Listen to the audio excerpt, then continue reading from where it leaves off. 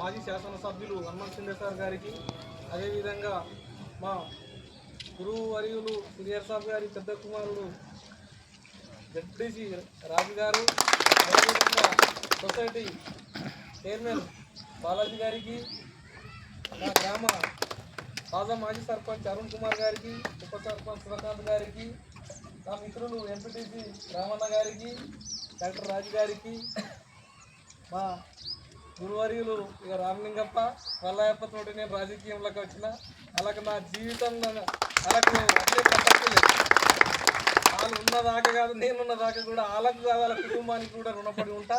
అదేవిధంగా పార్టీ అధ్యక్షులు రామగొండ గారికి, ఉపాధ్యక్షులు సాయిల్ గారికి, పెద్దలు చందు పటేల్ గారికి, అశోక్ పటేల్ గారికి, రాంబాబు గారికి, మా రైతు సమన్వయ సమితి అధ్యక్షులు బసవరాజ్ పటేల్ గారికి, కాన్సాబ్ గారికి మరియు వారికి, మరియు అంబేద్కర్ సంఘం అధ్యక్షులు నా సోదరుడు యాదవ్ గారికి, అందరూ మా అక్కలు చెల్లెలు, నా గ్రామ ప్రజలకు అందరికీ, యువకులకు అందరికీ నా హృదయ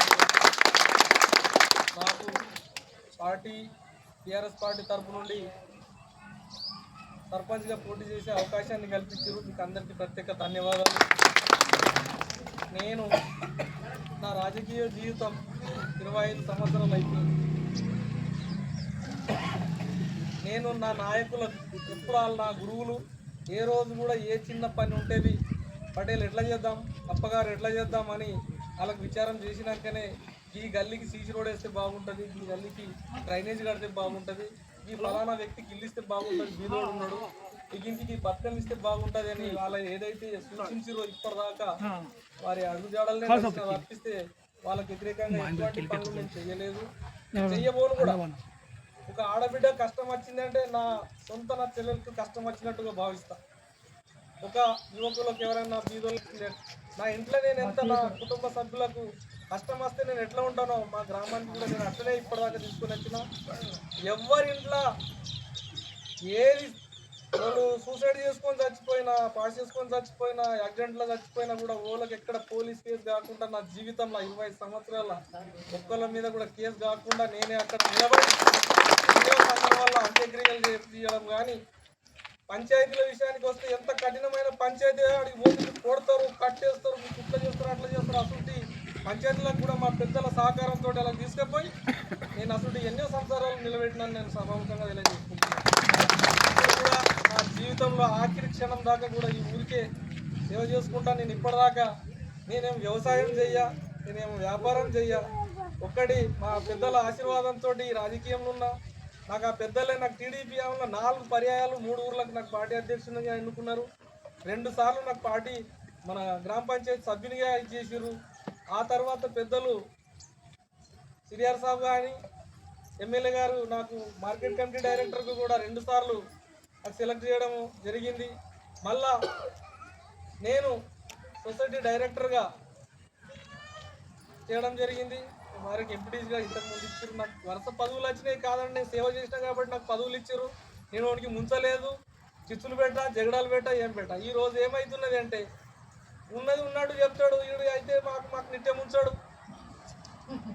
ఓడికన్నా అంగోట చాప్గానికి మీద మా దగ్గర అంగి కూర్చుండేటానికి మేము కూర్చోమంటే కూర్చోవాలా, పొమ్మంటే పోవాలా, నా కారు దూర్చేటోడు లెక్క ఉండాలనే ఉద్దేశంతో సొంత పైసలు ఖర్చు పెట్టి ఇప్పుడు దళితులకు రిజర్వేషన్ వస్తే వాళ్ళ ఏదో వాళ్ళ దిక్కున్న పెద్దోళ్ళు వాళ్ళ దిక్కుంటారు, మా దిక్కున్న పెద్దోళ్ళు మా దిక్కు వ్యక్తిగతంగా ఆలోచించి ఓట్లు వేస్తారు. ఈరోజు ఇక్కడ మనం సార్ది మీటింగ్ పెడుతున్నామంటే మొత్తం మా దళితవాడ బీసీవాడ మొత్తం ఆడ వేసి గేటుకు తాళం వేసి ఆడే దీనుడు ఆడే అన్నీ చేయాలి. బయట గుంపు చూస్తే మా వాళ్ళందరూ దెంకపోతారని. నువ్వు గుంపు లోపల ఇంట్లో తాళం వేసుకున్నా, నువ్వు ఇంట్లో తలుపు పెట్టుకొని కూర్చున్నా, లాకర్లో కూర్చున్నా, నీ జయజమ్మకు నేనైతే గెలనీయా. నా నేను నా జీవితంలో నా బలం నా బలగం మీరే.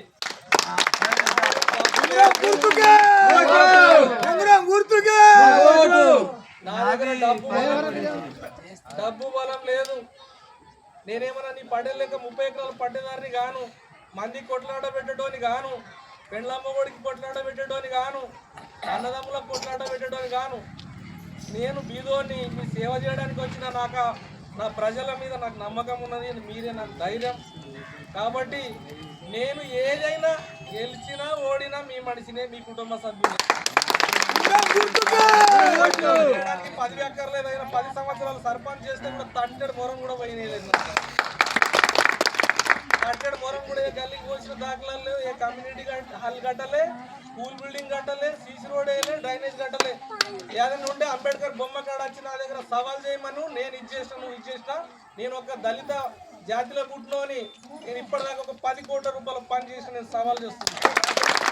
36 ఎకరాల ఇంట్లో పుట్టినావు, పెద్ద తుడుముకానున్నావు, నీ ఇంట్లో సంసారమే నీకు తెలియదు, నీ అన్నదమ్ములే నీ ఎంబడి లేరు. ఈరోజు నా ఇంట్లో కానీ ఎట్లా ఉంటామంటే, నేను నా ఇంటికి నా ఊరిని కలుపుకొని పోతా. నీకు ఆ కలుపుకునే గుణంబి లేదు. ఈరోజు యువతకు సత్యనాథ పట్టిస్తున్నారు. 15 సంవత్సరాలకి ఇది తాపుడే, ముసలోనికి తాపుడే. ఒకడు వచ్చి రోడ్డు మీద పడతాడు, ఒకడు మూరలో పడతాడు, పొద్దున్నకి వచ్చి ఇంటి వాళ్ళు ఎత్తుకొని పోవాలి.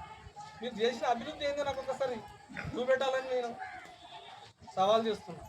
ఒక్కటి చిత్తులు తప్ప ఇక్కడ ఎలాంటి అభివృద్ధులు జరగదు. ఎస్సీ కమ్యూనిటీలు నేనే కట్టినా, బీసీ కమ్యూనిటీలు నేనే కట్టినా, స్కూల్ బిల్డింగ్ నేనే కట్టినా. నా సర్పంచ్ సహకారంతో, ఉప సర్పంచ్ గారి సహకారంతో, ఎమ్మెల్యే గారి సహకారంతో 50 డబుల్ బెడ్రూమ్లు ఇప్పించిన ఘనత కాన్స్టిట్యున్సీలా నాది. ఈరోజు రాత్రి ఎమ్మెల్యే గారు ముంగడ చెబుతున్నారు ఎక్కడ ఇల్లు ఎక్కడున్నది, మీరు కట్టిన ఇల్లు ఎక్కడున్నది నాకు చూపెట్టు. మీరు కట్టిన దాంట్లో 7కి బిల్లే లేవు ఇప్పటికి.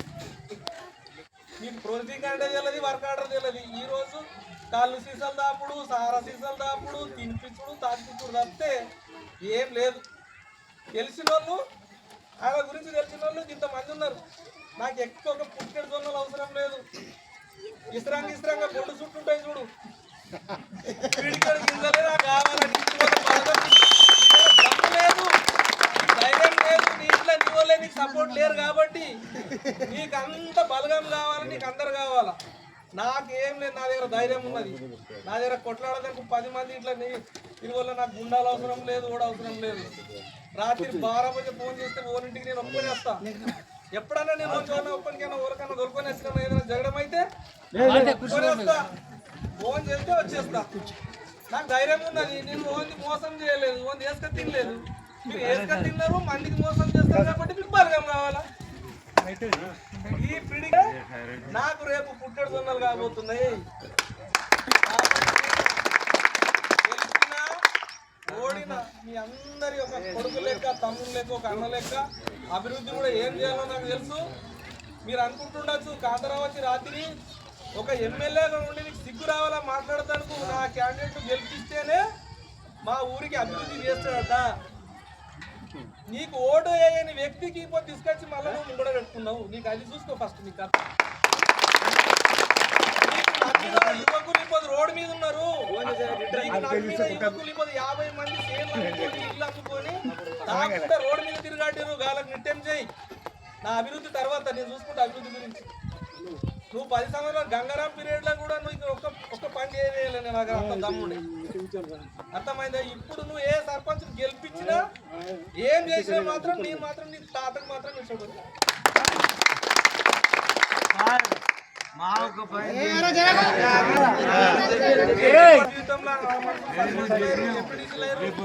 ఓన్ ఇల్లు ఆపలేదు, ఓన్ ఒడ్డు జరగడం ఉంచలేదు, ఓన్ పెండ్లమ్మ కూడా జరగడం ఉంచలేదు. అన్ని ఇట్లా సామరస్యంగా ఒకళ్ళకి జైలు పోనీయలేదు, ఒకళ్ళకు కొట్లాటలు పెట్టలేదు.